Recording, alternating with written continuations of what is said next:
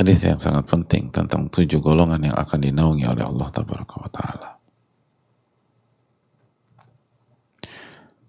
di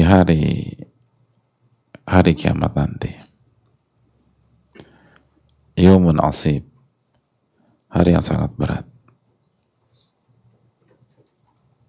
Kathirul ahwal, yang penuh dengan hal-hal yang berat, penuh dengan hal-hal yang sulit, hari yang mencekam, hari di mana kita tidak tertarik dan tidak terbesit untuk melihat sekeliling kita, saking beratnya hari itu. Walaupun ada pemandangan dan objek yang sangat kita inginkan di dunia, yang sangat menarik ketika ada di dunia, yang sangat menjadi magnet perhatian ketika di dunia. Nabi SAW bersabda, yuhsyarun nasu yawmal qiyamati khufatan uratan gurlan buhma. Manusia dibangkitkan di hari kiamat dalam kondisi tidak memakai alas kaki, tidak memakai busana sehelai benang pun, tidak dikhitan dan tidak bawa bekal apapun. Dibangkitkan telanjang bulat, naked.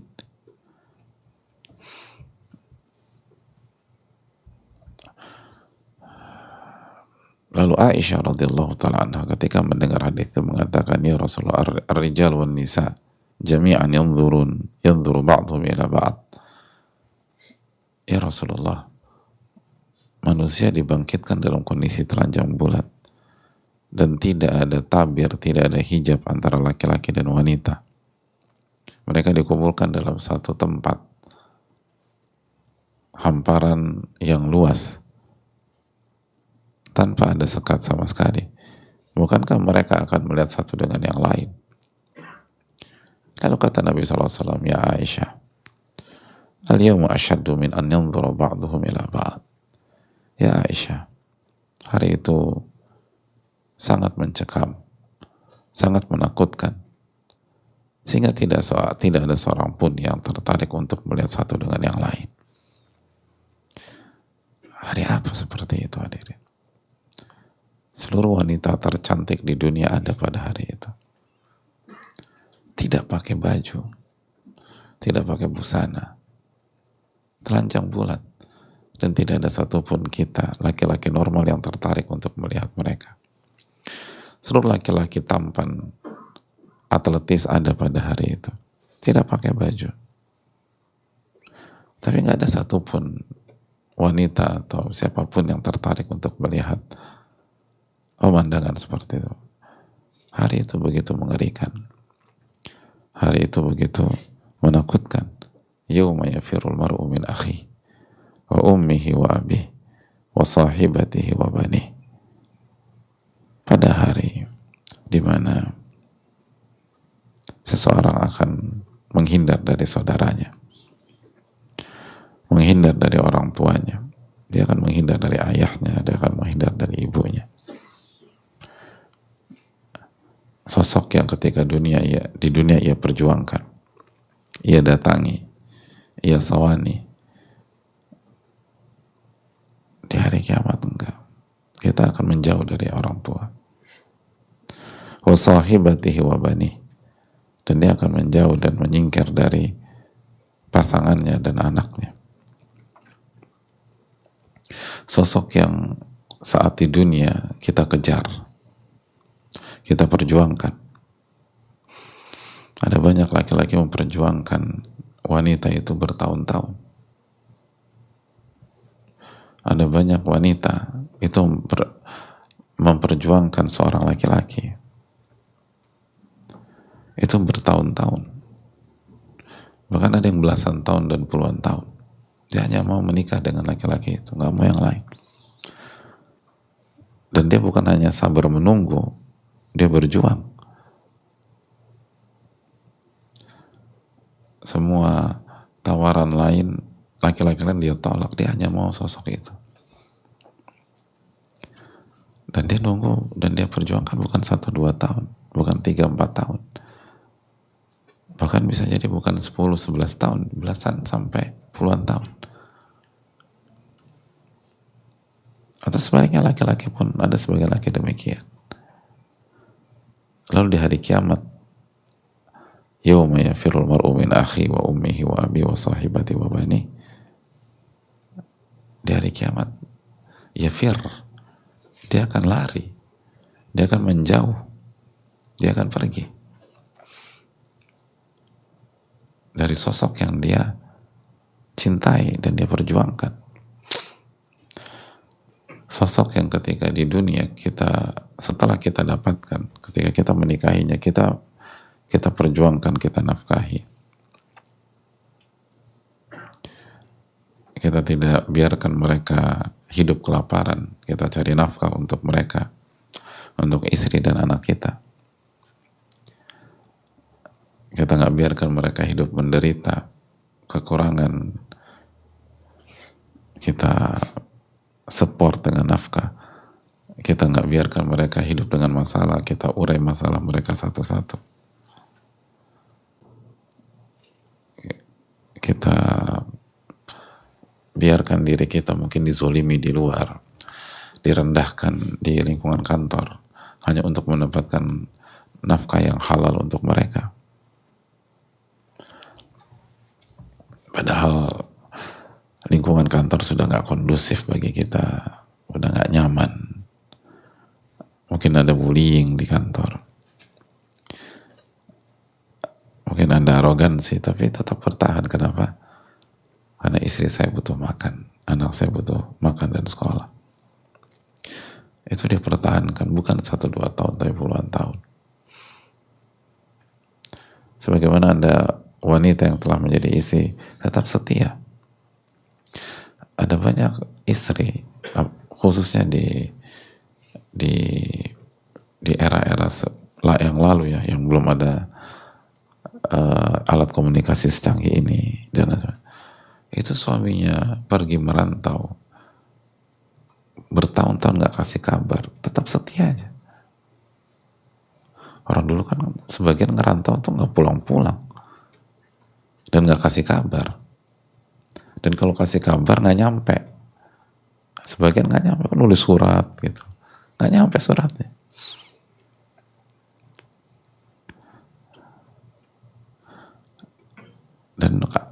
Dan sebagian tuh belasan tahun, puluhan tahun, nggak ada kabar. Dan istrinya tetap setia aja dong, dan setia dan menjaga kehormatannya.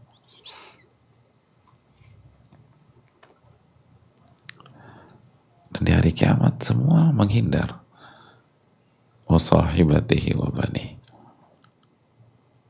Setiap orang menghindar, atau hari di mana orang menghindar dari pasangannya, dari istrinya dan anak-anak.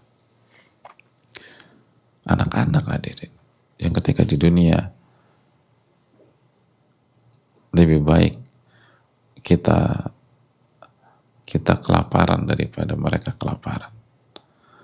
Lebih baik kita yang lapar dan asam lambung kita naik daripada mereka yang lapar. Kita tahu di masyarakat ada istilah kebohongan seorang ayah atau kebohongan seorang ibu. Ibu nggak makan, Bu. Ibu udah makan. Ini tinggal kamu yang belum makan. Akhirnya anaknya makan dalam kondisi ibunya kelaparan. Karena ibunya hanya bisa membelikan 1 porsi makanan, nggak punya uang. Dan dia nggak mau mengganggu kenyamanan anaknya. Jadi ya penuhi kebutuhan fisik anaknya dan dia buat tenang anaknya. 2 hal yang dia berikan kepada anaknya tersebut. Dan banyak ibu seperti itu atau ayah seperti itu. Itu rahasia itu nggak pernah terungkap sampai wafat, nggak pernah cerita, dan anaknya nggak pernah tahu seumur hidupnya bahwa ayah ibunya sering kali kelaparan demi mereka makan, sering kali kelaparan demi mengenyangkan perut mereka.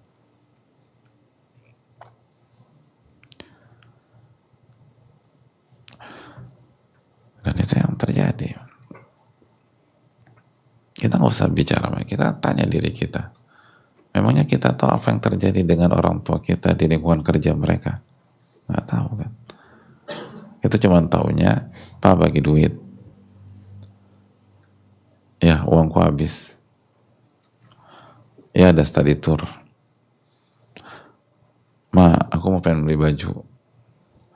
Ma, sepatuku udah jebol. Dan kita nggak, apalagi waktu kecil atau waktu remaja, kita nggak pernah tahu apakah pada saat kita sampaikan itu momennya tepat atau enggak, pas lagi punya uang atau enggak. Lalu kalau nggak punya uang, bagaimana mereka mendapatkan uang tersebut? Dan mereka juga nggak pernah cerita. Dan nanti ada aja. Dan kita juga nggak pernah mikir. Dan sampai sekarang masih misteri. Gimana mereka dapatkan uang itu? Aman apa enggak? Diinjak-injak orang apa enggak? Direndahkan orang atau tidak? Dikesetin orang apa tidak? Nggak ada yang tahu.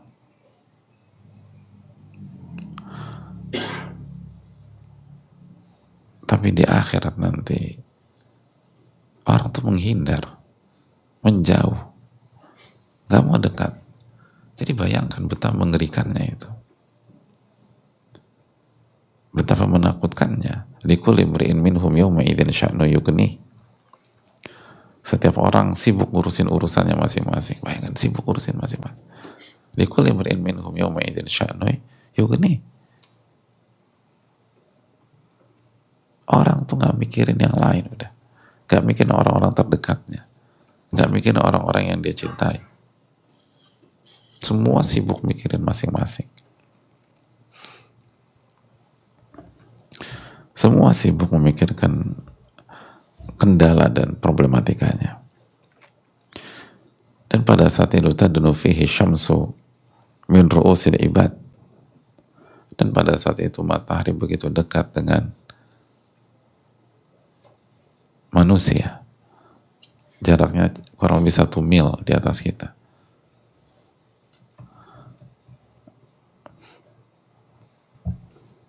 Jaraknya 1 mil di atas kepala kita.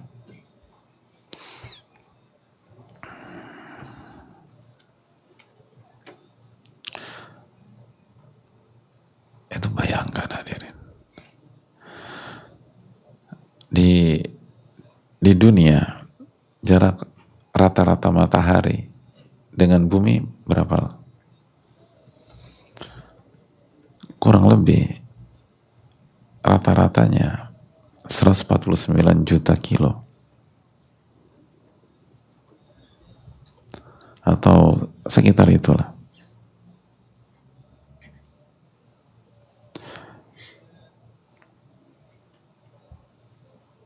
$149, 150 juta. Itu jarak matahari ke bumi.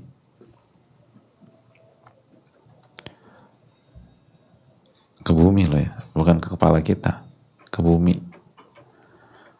Itu aja udah macem-macem kita udah pakai payung, pakai sunblock, malas keluar rumah di jam 12, malas banget ke masjid kalau harus jalan kaki, kalau mau salat Jumat atau salat Zuhur panas banget. Banyak orang kalau mau makan siang nitip aja, gue nitip deh. Lo mau kemana? Mau ke itu, ikut ya? Enggak, panas, gue nitip aja.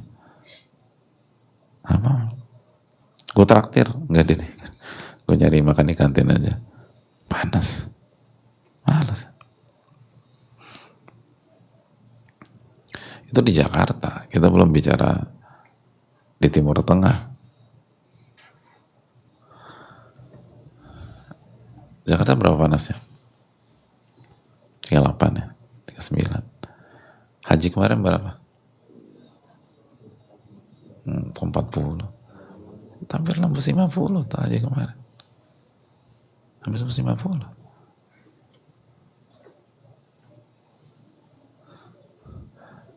Kemarin ada berita di Jepang cuaca ekstrim. Ketika dicek berapa sih? 40-an ya? Iya. Kalau Jepang 40-an ekstrim gimana di haji kemarin? Hampir 50 nembus. Wih, itu panasnya.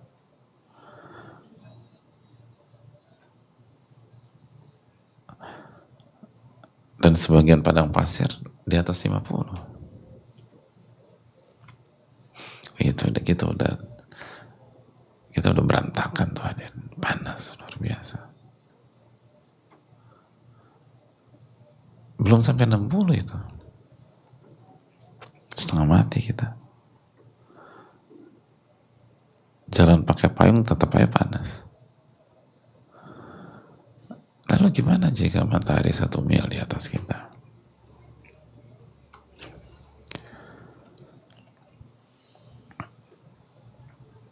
Bagaimana jika itu terjadi, hadirin?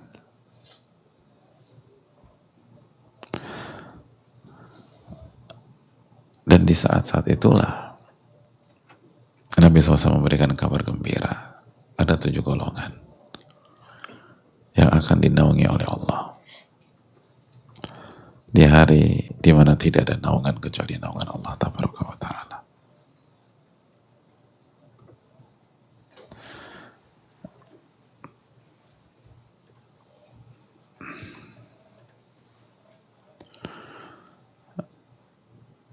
Ada 7 golongan yang akan dinaungkan.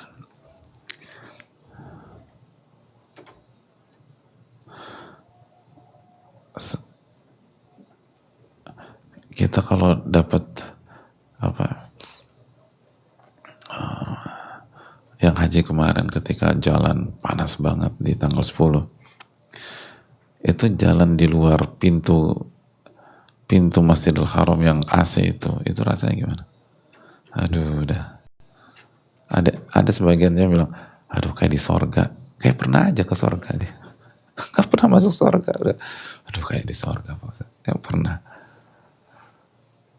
Dan rendah banget surga kalau nikmatnya cuma begitu toh. Tapi itu menunjukkan bahwa itu bahasa majas kiasannya. Itu nikmat banget. Padahal cuma kena hawa dinginnya toh. Kita masih di outdoor nih. Masih di outdoor, masih matahari masih di atas, masih panas. Itu kesembur hawa dingin AC masih haram aja. Ya Allah nikmatnya.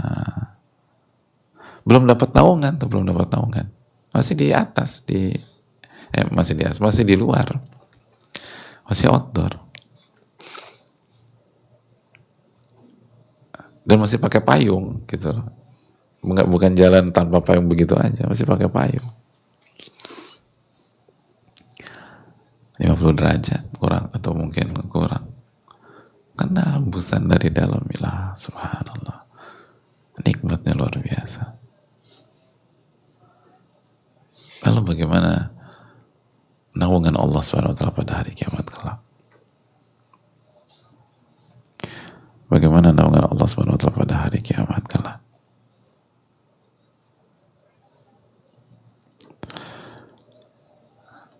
Itu yang harus kita renungkan.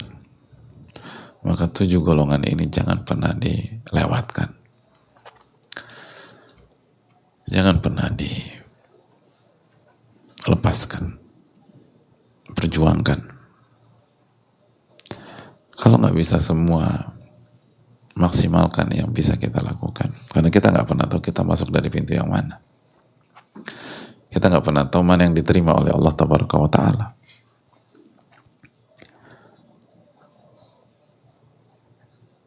Jadi hadirin Allah muliakan. Ini hadits bukan sekedar dihafal. Haditsnya harus direnungkan. Karena dzalikal yaumul haqq, hari itu pasti akan terjadi. Cepat atau lambat. sadar apa nggak sadar kita, bahkan dipercaya atau nggak dipercaya oleh manusia, hari itu akan terjadi. Maka siapkah diri kita menghadapi hari tersebut? Apa bekal kita? Apa yang sudah kita lakukan? Apa yang sudah kita perbuat? Apa yang sudah kita persembahkan?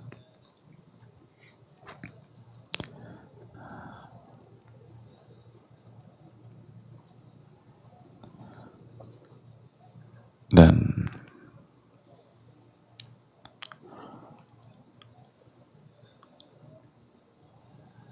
sudahkah kita memperjuangkan 7 golongan tersebut sehingga kita menjadi bagian dari mereka? Ini yang harus kita tanamkan dan harus kita renungkan. Semoga Allah memberikan taufik. Bismillah, kita akan lanjutkan di pertemuan yang akan datang. Wassalamualaikum warahmatullahi wabarakatuh.